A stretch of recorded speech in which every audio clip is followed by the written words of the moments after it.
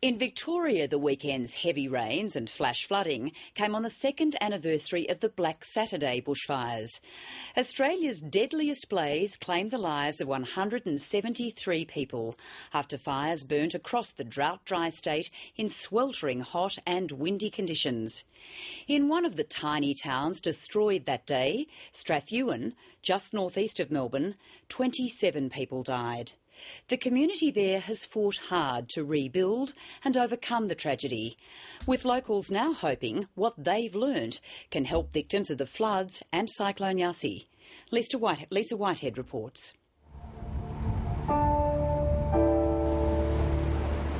Before Black Saturday, Mary Avola and Diana Robertson were neighbours. Would wave, but no, we didn't know each other before.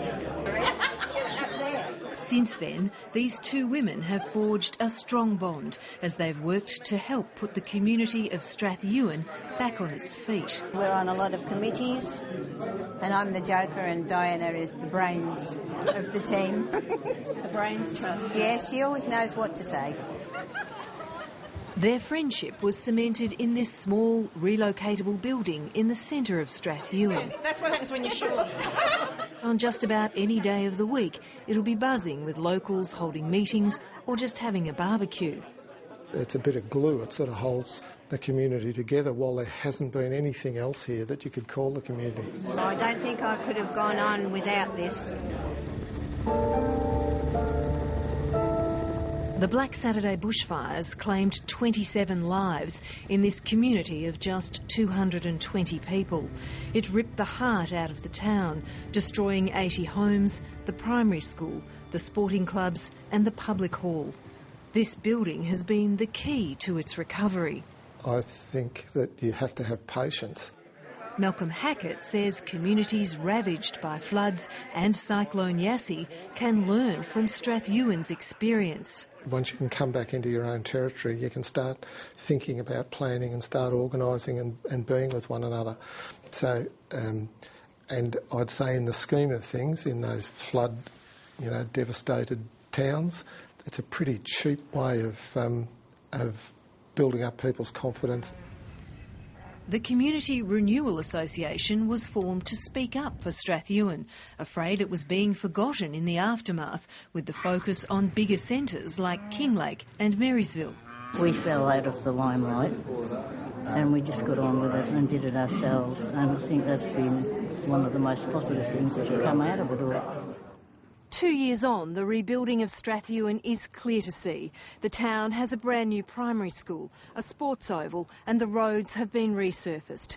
But the recovery for the people here who lost loved ones, friends and neighbours is going to take much longer.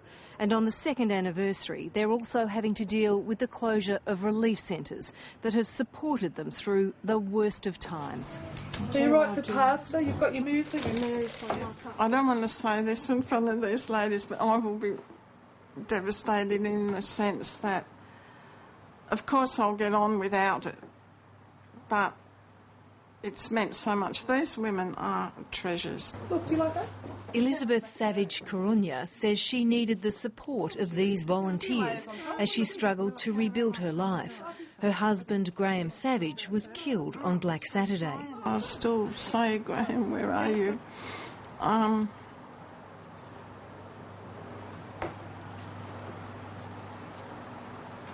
This year I think I've spent 6 months crying. The last 6 months crying and suffering a really deep depression. It has been hard, it has been tough, it's still tough. I think every day there are people that are very emotional still, very, very easy to still cry. Sorry.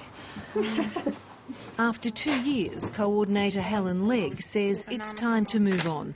But she has some words of advice for those organising relief centres in the flood and cyclone damaged areas. It doesn't have to be bright and colourful and full of the latest technology. It has to just have that warmth of humanity.